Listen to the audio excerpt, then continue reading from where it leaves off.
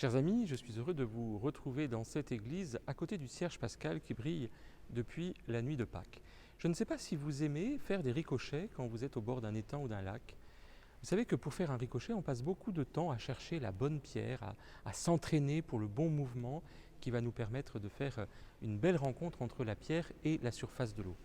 Eh bien, dans notre vie liturgique et spirituelle, nous aimons passer du temps pendant le carême à bien nous préparer, à préparer cette rencontre avec le Christ. On va polir la pierre, on va bien chercher celle qu'il faut.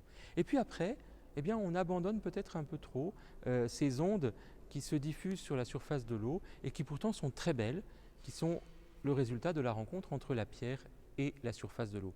Eh bien, le temps liturgique après Pâques, le temps pascal, eh bien, quelquefois, on l'abandonne un peu. On a tellement fait d'efforts pendant le carême pour essayer de vivre une bonne semaine sainte et un bon triduum qu'on s'essouffle un peu pendant le temps pascal. Et pourtant, il y a quelque chose de très fort à vivre dans le temps pascal. Il y a à laisser la grâce de la résurrection, l'événement extraordinaire de la résurrection, il y a à le laisser se diffuser dans nos vies. Nous avons besoin de ces 50 jours pour le méditer et l'accueillir dans nos vies. Le temps pascal, il se divise en 3 parties. Il y a d'abord l'octave de Pâques. C'est les 8 jours qui suivent la fête de la résurrection. Cette octave, c'est comme si tous les jours, c'était Pâques. Tellement cette fête est grande que nous avons besoin de 8 jours pour la fêter solennellement. Pendant cette octave, on rend grâce plus particulièrement pour les nouveaux baptisés de la nuit pascale et on demande, dans les oraisons d'ouverture des messes de l'octave, on demande que le Seigneur nous fasse la grâce de revenir à la source de notre baptême. Et dans les évangiles des messes de l'octave, eh bien, on entend les passages des apparitions du Christ ressuscité à ses disciples dans les différents moments de ces apparitions. C'est donc l'octave de Pâques. La dernière partie, c'est de l'ascension à la Pentecôte. Là, le Christ est monté aux cieux et nous demandons la venue de l'Esprit Saint pour la fête de la Pentecôte. Nous demandons que l'Esprit Saint vienne nous fortifier pour vivre notre vie quotidienne et ordinaire.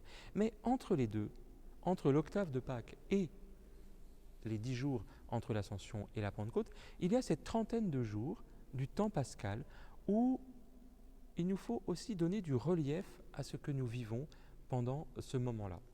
Nous y accueillons d'abord des évangiles que nous avons entendus avant et qui se passent avant la résurrection. Il y a par exemple l'évangile du pain de vie dans l'évangile de Saint Jean. Le pain de vie, vous vous souvenez, c'est ce qui est incompréhensible et ce qui provoque la révolte et le scandale chez les auditeurs de Jésus. Pourquoi on ne comprenait pas au moment où Jésus parlait de son pain de vie que ce que voulait faire Jésus? Bien parce qu'il n'était pas encore ressuscité, il n'avait pas encore donné sa vie pour nous. Et bien quand nous relisons le pain de vie à la lumière de la résurrection, nous comprenons mieux que ce qu'il a annoncé, il l'a vraiment réalisé dans sa résurrection. C'est ainsi que tous les évangiles que nous lisons pendant le temps pascal sont ce que Jésus a annoncé, a promis avant et que nous accueillons en nous souvenant que c'est bien au moment de la résurrection que tout ce que Jésus a dit, il l'a accompli. De même que nous pourrions aussi relire notre vie à la lumière de la résurrection, prendre le temps de ce temps pascal pour relire notre vie à la lumière de la résurrection, pour y retrouver l'inouï de la résurrection, les merveilles que le Seigneur fait en nous. On chante avec le psaume 117 que le Seigneur fait des merveilles dans nos vies. Eh bien, nous avons besoin de ce temps pascal pour redécouvrir toutes ces merveilles. Alors, ne vous essoufflez pas pendant le temps pascal.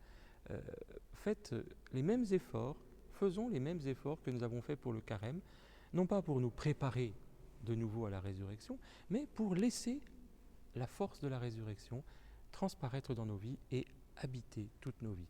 Donc, bon temps pascal, ce n'est pas un temps de repos, c'est un temps de joie où nous sommes vraiment dans la force de la résurrection du Seigneur.